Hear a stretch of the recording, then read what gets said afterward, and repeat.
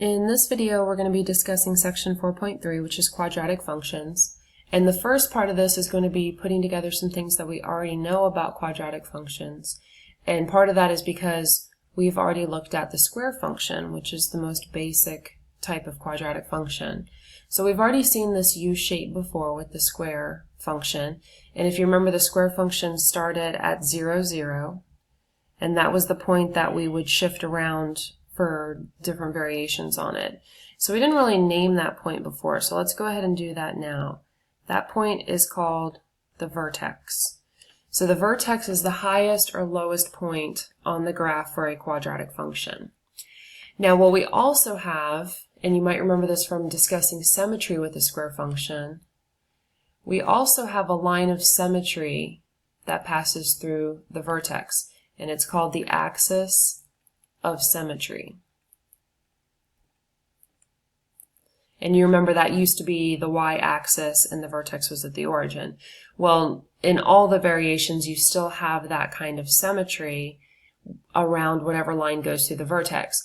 Now we're not going to use that too much in this class, except to know that if you have half of the picture, you can go ahead and fill in the other half. There are other uses for it, but we're just going to use it for graphing. So if you know what part of the picture looks like, you can go ahead and fill in the other side to match.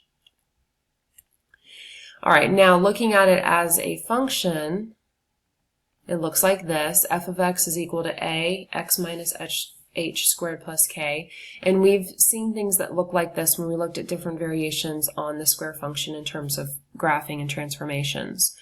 Now, you can either remember the formula and think of the vertex this way, or you can think of it as shifts. So this is the vertex form of a quadratic function, and the h and the k here correspond to the vertex. Now remember, anytime there's a negative in a formula, you're going to have opposite sign, and anytime it's positive, you're going to have same sign. So if you think of this in terms of shifting, remember the number outside moves us up and down, and the number inside shifts us left and right, but it's opposite what you'd expect. So that's where the sign change is coming from there. So you can either think of this in terms of this formula and the vertex being opposite sign, same sign, or you can think of it in terms of shifting. Either way is fine. They really mean the same thing in the end. The other thing that we can notice is that this number right here, the a, if a is positive, then we have our regular parabola. Remember that a is going to stretch or compress the graph. We talked about that before.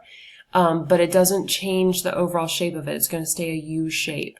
So the a is going to stretch or compress, but as long as a is positive, it'll still be facing up. If a is negative, remember if we put a negative in front of a function, that's a reflection. And so that reflection is going to turn the parabola facing downward. Okay, so looking at this with some actual numbers, let's say we have f of x is equal to 2 times x plus 1 squared minus 3. So we see the square, and we know that this is a square graph or quadratic, and we know what these numbers do to the graph already. So we know that the 2 out front, okay, when we multiply by 2, that's a stretch or compress. And remember before we said we weren't going to worry about that too much just yet. We were just going to know that that's a stretch or compress. Alright, now this minus 3 outside the function's up and down. So this is going to move us down 3. And this plus 1 is inside the function. So remember, plus 1 is left and right, but it's opposite what you'd expect. So that's going to move us left 1. Okay, so we've got a slight change of shape. We're going to move our square function left 1 and down 3. So left 1 and down 3. Okay, so our new starting point is going to be at negative 1, negative 3. That's a little bit small. Let me write that bigger. Negative 1, negative 3. Okay, now the other way that you could look at this, let me erase this real quick. Okay, so let's say we didn't look at this in terms of the graphing that we did before, and we look at this the way that we just talked about just a second ago, and we say, okay, this number out front decides that it's a parabola up because it's positive. Okay, so that the number out front is positive, so it's going to be a parabola facing up. And then remember, we use opposite sign, same sign for the vertex. So we've got opposite sign, same sign. So we get -1, -3 for the vertex. And if you look, that's exactly what we got before, -1, -3 with the shift. We knew that this was a square function, so it's going to be facing up, and we got parabola up same way. All right, so before, we would have just gone ahead and sketched that in and said we'll worry about the rest later. Okay, well now it's later, and now we need to worry about the rest. So this shape is going to be determined by the intercepts, and we need to figure out what all these intercepts are going to be. All right, so how do we figure out intercepts? We talked about this before.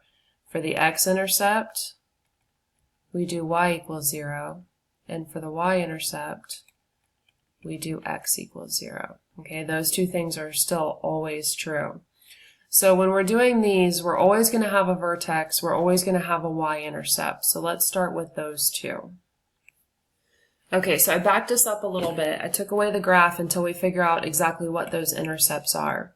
So we've got the vertex. We can either think of that as a shift or as opposite sign, same sign. So let's go ahead and do the y-intercept, because we always have a y-intercept. And we know that for the y-intercept, we're going to set x equal to 0. And this is the easier one because we're just going to plug in 0 here. So when we plug in 0 here, we are going to get 2 times 0 plus 1 squared minus 3. Remember your order of operations, the exponent only goes with what it's next to. So we're going to have 2 times 1 squared minus 3. So 2 times 1 minus 3 is going to be -1. So our y-intercept is -1. Okay, now we've got the vertex and we've got the y-intercept, and we know that this is a parabola facing up. So kind of picture that in your head. It's going to look like this. Are we going to cross the x-axis? Yes, we definitely have to cross the x-axis, so we are definitely going to have x-intercepts. All right, I'm going to erase what we have here so we have room to figure this out. All right, so x-intercepts, we are going to set y equal to 0, which means we're going to set the whole function equal to 0. So we're going to have 2 times x plus 1 squared minus 3 equals 0. Well, what do we have here? We have a quadratic function. And a quadratic function we're going to solve like we just did in section 1.2. So we're going to run through all of those steps every time we find x-intercepts. So remember all of our steps there. First, we look for common factors. Not looking promising here. We look for easy binomial factors. Not quite in the right form for that. How about the square root method? Can I get this to something squared is equal to a number? Can I get it into that format? Yes, I can. I've got something squared here, and if I can get these numbers on the other side, I know for the square root method I can take the square root.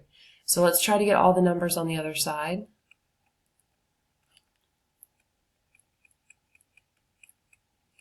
Okay, so we're going to add 3 to both sides. I need to get this 2 over there as well, so I'm going to divide by 2 since it's 2 times x plus 1 squared. And I'm going to get x plus 1 squared equals 3/2. Okay, so this looks a lot like what we did before. We've got a little bit of a fraction going on here, but that's okay. We've got something squared is equal to a number, and we know when we see that we can take the square root. So we take the square root of the entire left-hand side, the entire right-hand side, don't forget your plus or minus, and the square and the square root will cancel. So we get x plus 1 is equal to plus or minus the square root of 3/2. Now remember, we're trying to get x by itself here, so we want to subtract 1 from both sides, and we get x is equal to -1 plus or minus the square root of 3/2. Okay, now this is a little bit of a mess, and there's really no point in trying to simplify it at all, because in order to graph this, we need a decimal. Okay, so in order to graph this, we need a decimal, so we're going to put this into our calculator, and we are going to get 0.22 and -2.22. Okay, now that's something that we can definitely graph. So let's go ahead and finish out our graph here that we didn't finish out before. And we're going to have to estimate these, obviously, because they're not perfect. So 0.22, that might be right about there. And negative 2.22, that might be right about there. Okay, so now let's look at our picture. Does it look reasonable? Yes, it does. Okay, if we come over like this and up, and we come over like this and up, and our picture looks reasonably symmetric. Okay, it's not wonky and laying on its side or anything like that. We've got our vertex, we've got our intercepts, they all seem to agree, and we've got a parabola up like we were expecting. And remember, this 2 out front told us it would be a little bit stretched, and we can see after finding our intercepts and everything that it is indeed a little bit stretched, but we didn't really have to worry about that in the graphing. It worked itself out.